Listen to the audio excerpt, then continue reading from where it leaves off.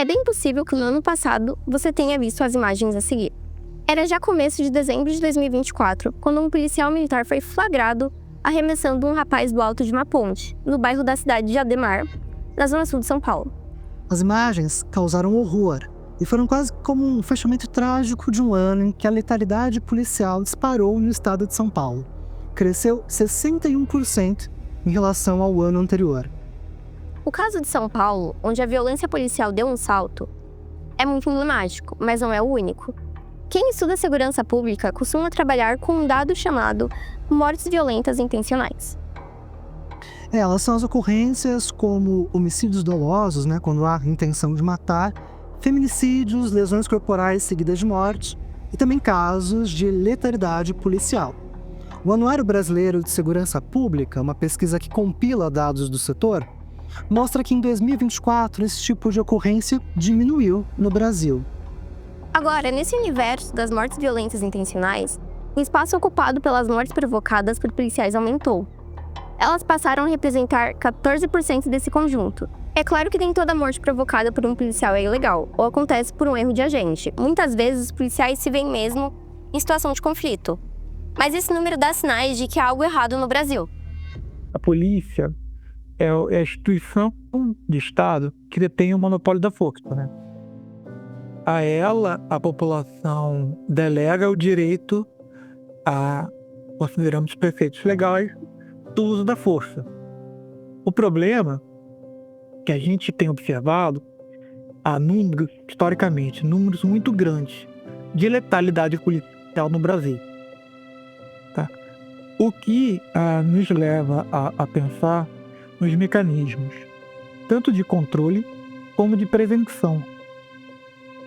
Controle, para verificar se aqueles casos de fato demandavam um uso legítimo da força letal, e prevenção, para se evitar que se chegasse àquela situação, para que mesmo o uso legítimo da força letal precise ser acionado. Então acho que a gente tem que trabalhar dentro desses dois pontos. Esse é o Leonardo Carvalho, pesquisador do Fórum Brasileiro de Segurança Pública. E aqui ele lembra pra gente de duas coisas bastante importantes. A primeira coisa é que as nossas sociedades autorizam os policiais a usarem a força, quando necessário, quando isso for importante para manter as pessoas seguras. Agora, outra coisa que ele lembra é que essa autorização tem limites, e que as polícias, ao prestar um serviço público, estão sujeitos aos mecanismos de fiscalização e de controle. Quando a gente vê imagens como essa, é quase inevitável perguntar: será que esses mecanismos falharam? Afinal de contas, quem é que controla as polícias? Que bom que você perguntou.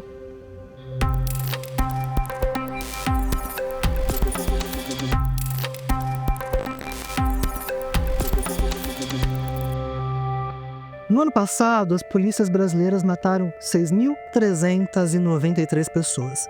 82% delas eram pessoas negras.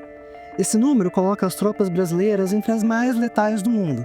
Apenas para fins de comparação, no mesmo ano, as polícias dos Estados Unidos, que é um país mais populoso que o Brasil, mataram 1.379 pessoas. Esse patamar de violência se mantém elevado há alguns anos, e é ruim para todo mundo, inclusive para os policiais. Frequentemente, as polícias brasileiras são citadas também entre as que mais morrem no planeta.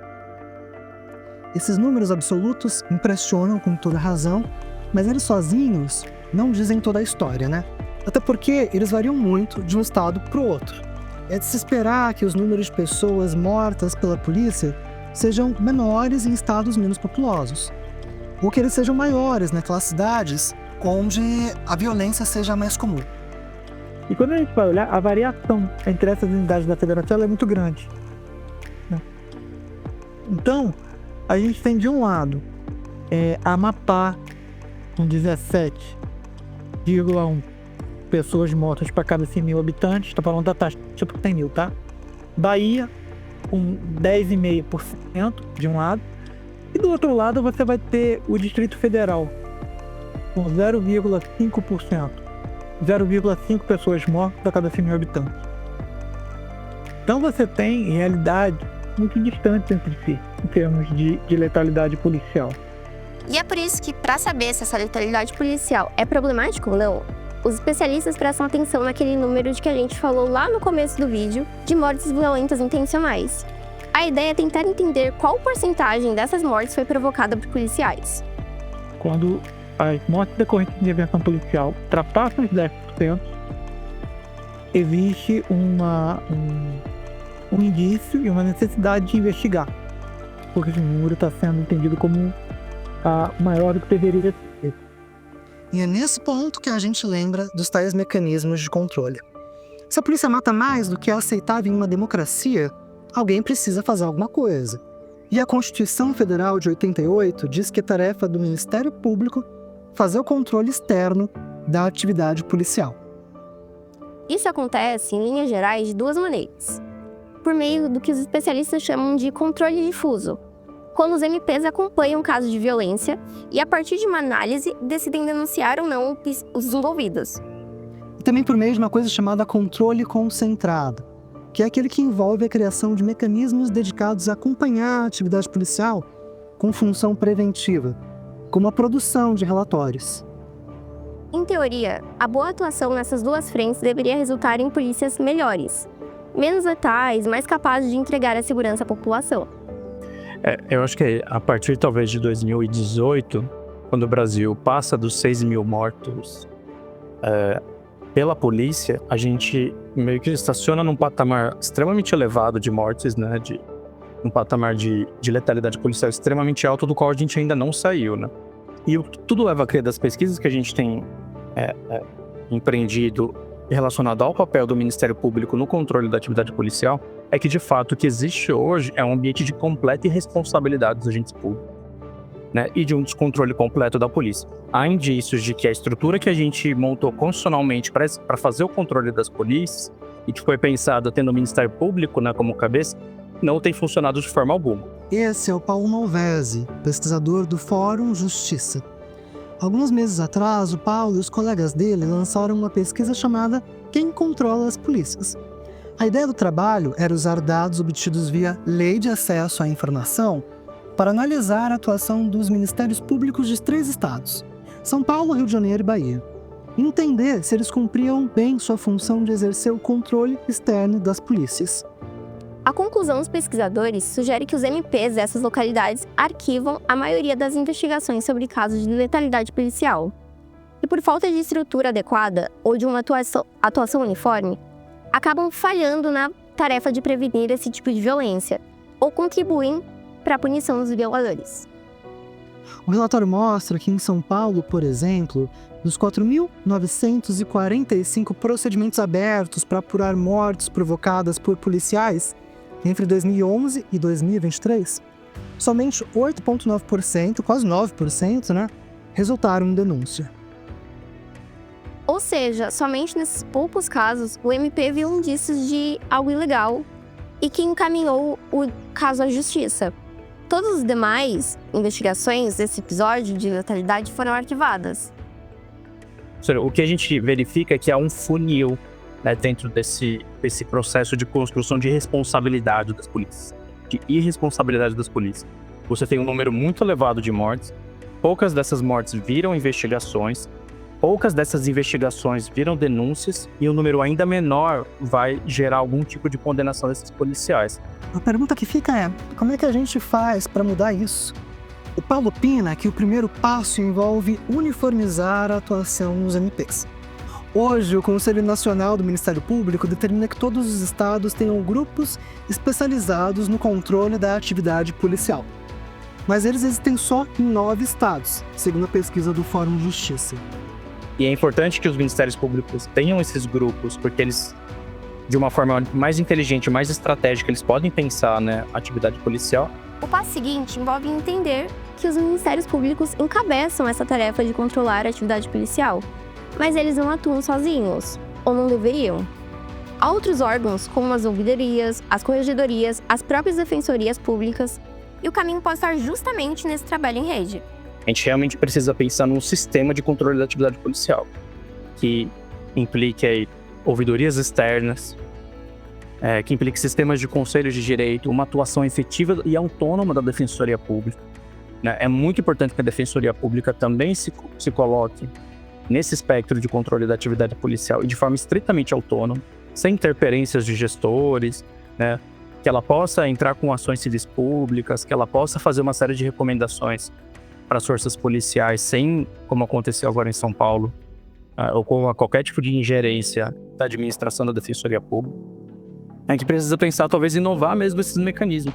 Por que não pensar, né, um comitê de peritos que vai, como a gente tem para o enfrentamento à tortura, hoje no Brasil, que vem também de protocolos internacionais, por que não pensar em comitês de peritos que vão olhar para a atividade policial de uma forma mais específica, que vão, né, se debruçar sobre os números referentes à letalidade policial e fazer recomendações, fazer visitas em loco, receber denúncias. Então a gente precisa talvez sair um pouco desse marasmo, né, que a gente tem se colocado, que também é muito difícil hoje encampar qualquer proposta inovadora hoje no país, mas a gente precisa pensar.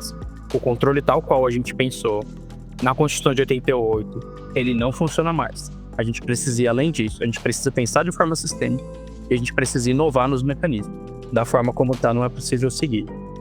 Agora, lá no Rio de Janeiro, tem um grupo que defende uma ideia talvez um pouco mais ousada ainda. Que o François Goulart, da Iniciativa Direito à Memória e Justiça Racial, a IDMJR, o mecanismo de controle da letalidade policial é o orçamento público. O raciocínio é o seguinte: o policiamento é um serviço público. Se o serviço vai mal, e se já era mortes em lugar de gerar segurança, a IDMJR acredita que faz sentido reduzir o volume de recursos que o serviço recebe anualmente. Olha, eles explicam que esse desinvestimento, que é como eles chamam, é focado em tirar recursos da compra de munições, por exemplo. A ideia aqui não é diminuir o salário dos policiais e nem deixá-los desprotegidos. O que a gente está tentando é remanejar o orçamento público. Porque existem maneiras, né, dentro da discussão do ciclo orçamentário, de você dizer, ó, tira X milhões da compra de 750 mil munições e realoca aqui numa política de cuidado para a população LGBT. Existe essa possibilidade. É fácil de fazer, não. Mas a gente tem materializado. No ano passado a gente conseguiu.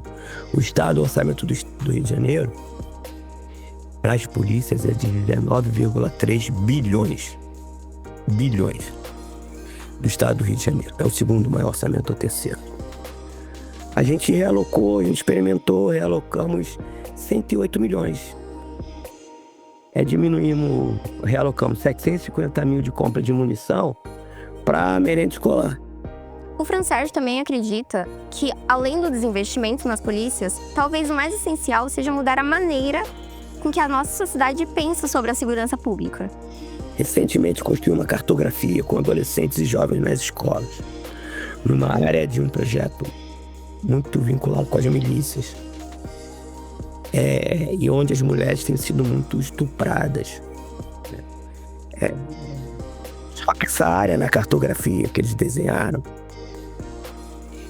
é uma área que tem muito matagal. E o que eles propuseram?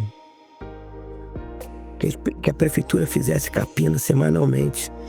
Que isso faria com que essa área, que é uma área onde as meninas estão sendo estupradas, deixasse de ser estupradas.